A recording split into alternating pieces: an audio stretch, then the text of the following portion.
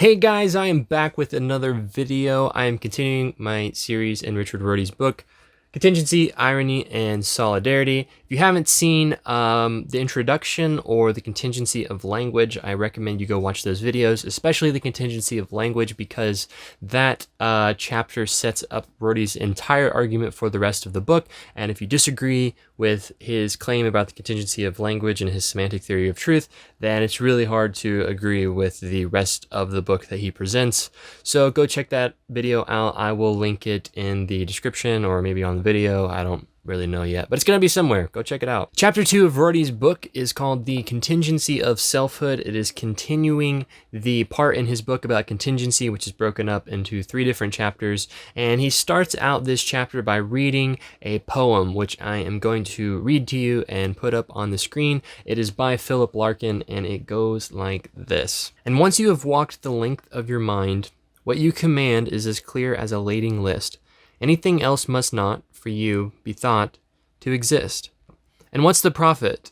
Only that, in time, we half identify the blind impress all our behavings bear may trace it home. But to confess, on that green evening when our death begins, just what it was is hardly satisfying, since it applied only to one man once, and that man dying. So this poem by Larkin sets up what Rorty wants to talk about in this chapter, and he really presses on the end of this poem, which says that it only applied to one man once, and that is hardly satisfying. And Rorty sees a bit of irony in this statement by Larkin, because Larkin is a poet, and in art and in poetry, it's all about being unique. It's all about being new, being something that's never been made before, right? If you're a poet, you don't want to copy the things of the past. You want to create a new style. You want to create a new way. You want to be unique. You want to stand out, right? And so Rorty's saying this is kind of weird that Larkin is a poet who is opposed to this idea of only applying to one man once. And so Rorty wants to set this up with this chapter, because he says this is really the tension between poetry and philosophy. Poetry wants to create something new. Poetry wants to be unique and recognizes the contingencies of selfhood and self-creation, whereas philosophy tries to create universalities that cover and get rid of the contingencies of our selfhood. So after setting up this chapter with Larkin's poem to talk about the tension between poetry and philosophy, Rorty then moves on to Nietzsche, who is really the first proponent of this idea of everybody just kind of abandoning philosophy and becoming a poet, because Nietzsche talked about how philosophy was really just every person sharing their unconscious bias in a language and trying to push that onto everybody else.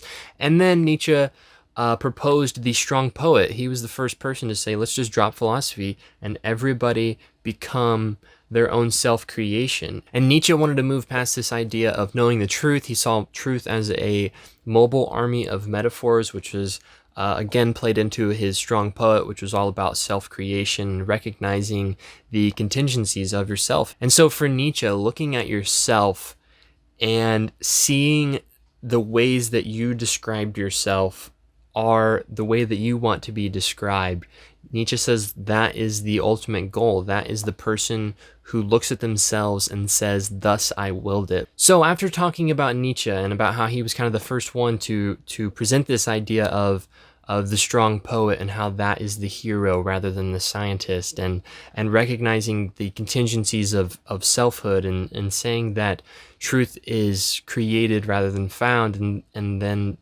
because of that, we create ourselves, and that is really the only option that we have when we recognize the contingencies of ourselves. Rorty then moves on to Freud, and Freud, for him, is the one who presents the evidence and the psychology behind the contingency of selfhood.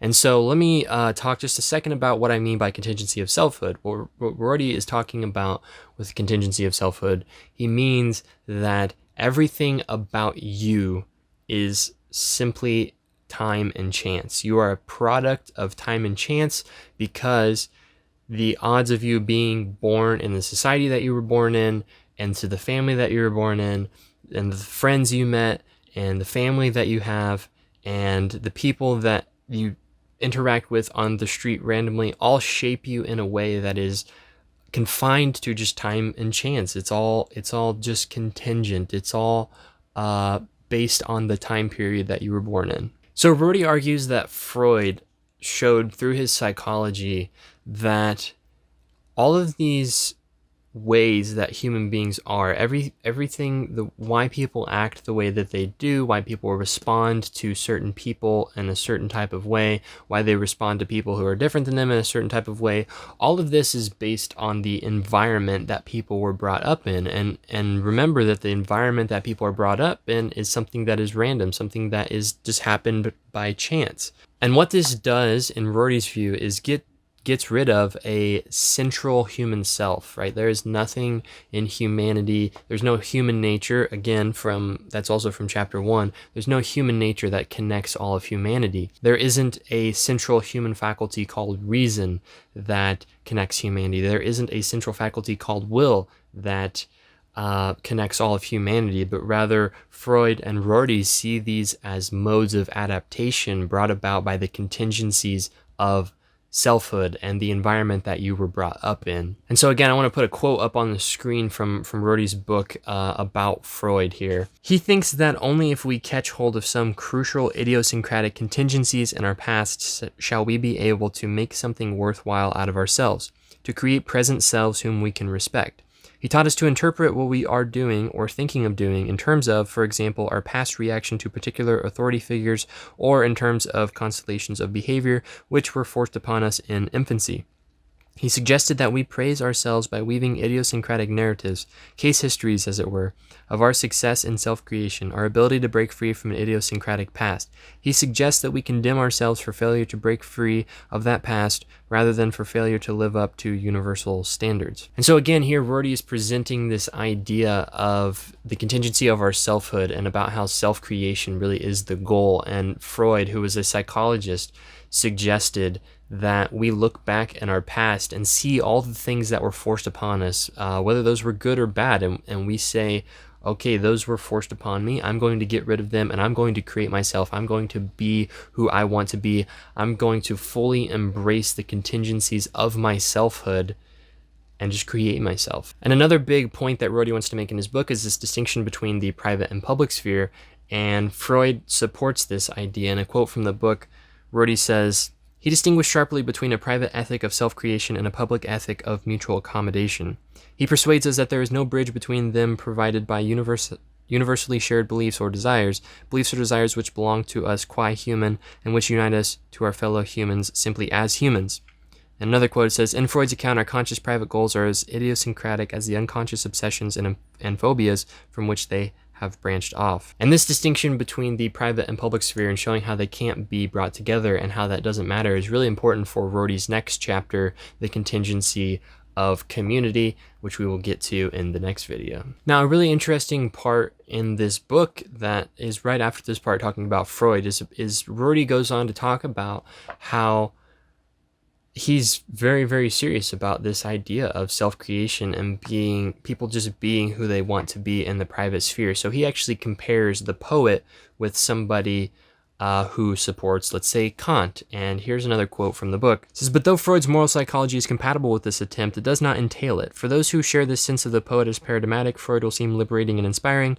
But suppose that, like Kant, one instead sees the unselfish, unconscious, unimaginative, decent, honest, dutiful person as paradigmatic. These are the people in praise of whom Kant, people who, unlike Plato's philosophers, have no special acuity of mind or intellectual curiosity, and who, unlike the Christian saint, are not aflame to sacrifice themselves for the love of the crucified Jesus." And then skipping a few of this paragraph, he says, "There is much to be said for both. Each has advantages and disadvantages. Decent people are often rather dull. Great wits are sure to madness that near allied. Freud stands in awe before the poet, but describes him as infantile. He is bored by the merely moral man, but describes him as mature.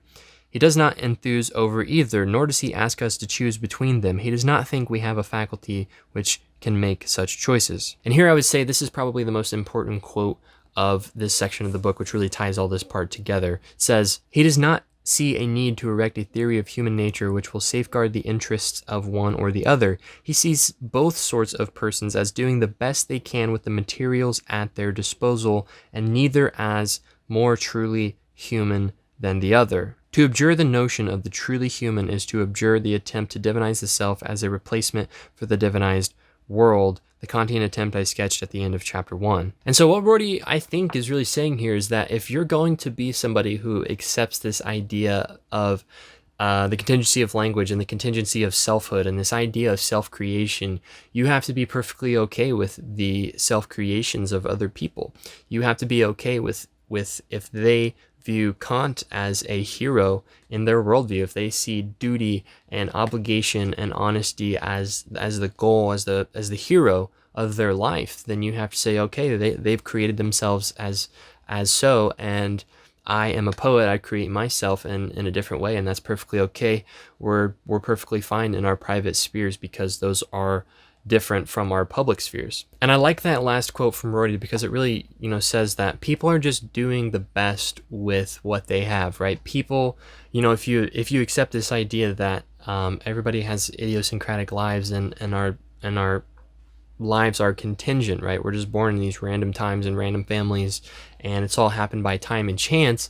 Then you have to say, okay, well, that person grew up in this type of environment that shaped them to be this way, and that is okay because that's their own idiosyncratic story. And so Rorty goes on to use Freud to further support his point. And here's another quote from the book. It says, "But what Freud takes to be shared by all of us relatively leisured language users is a faculty for creating metaphors." And so here Rorty might be being accused of, oh, this is something that connects all of us. This is something that is human nature.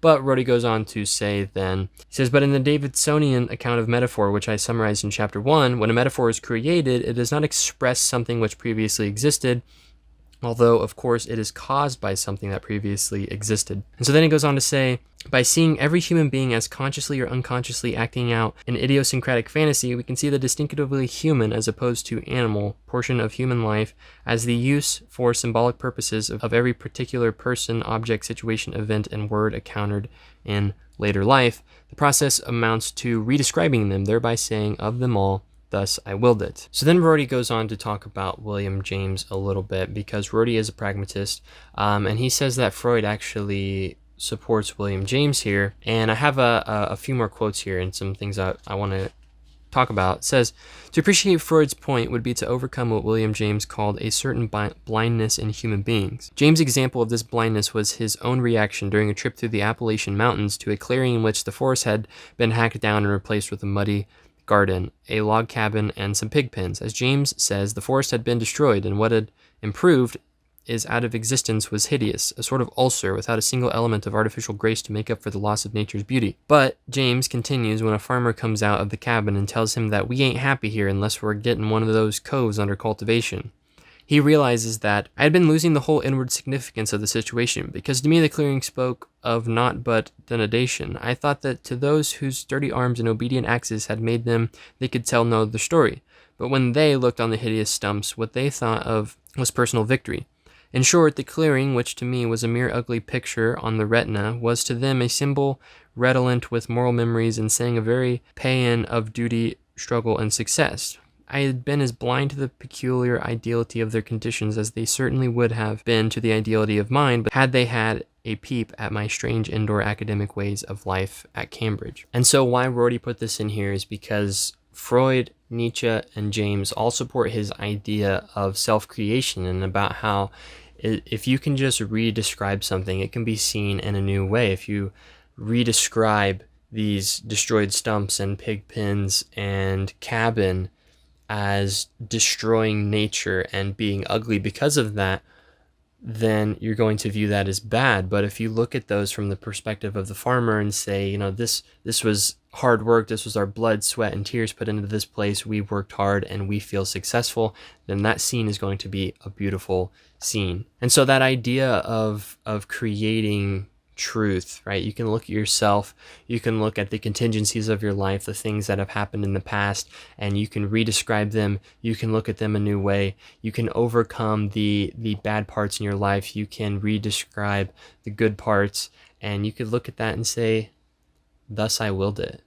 I created the way that I'm looking at the past. I created the way that I'm looking at myself, and I'm perfectly content with that. So I want to add one critique of Nietzsche here that Rorty has. And Rorty says that Nietzsche has an inverted Platonism. And the reason he says that Nietzsche has an inverted Platonism is because Nietzsche had this idea that you could recreate yourself in a way that eventually becomes completed. And Rorty says that's just a form of inverted Platonism. And so what Rorty wants you to know is that this process of recreating yourself is never going to be finished. Continually redescribe yourself, continually recreate yourself, and that is going to be an ongoing project until the day you die, and you should be perfectly okay with that because you recognize the contingencies of your selfhood. So I want to finish off this video with a quote from the end of the chapter here, and this is what it says. This is the final victory of poetry in its ancient quarrel with philosophy. The final victory of metaphors of self-creation over metaphors of discovery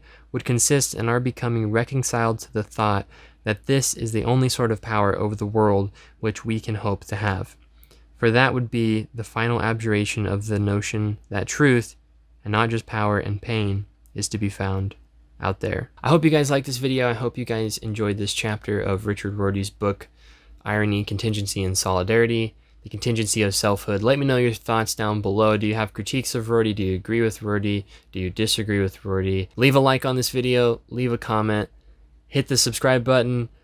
That would help me out incredibly. If you've made it this far, then, just hit the subscribe button already, okay? But if you're liking these videos, let me know. If you have some video suggestions, let me know. Leave them down in the comments below. I will see you in the next video. Bye-bye.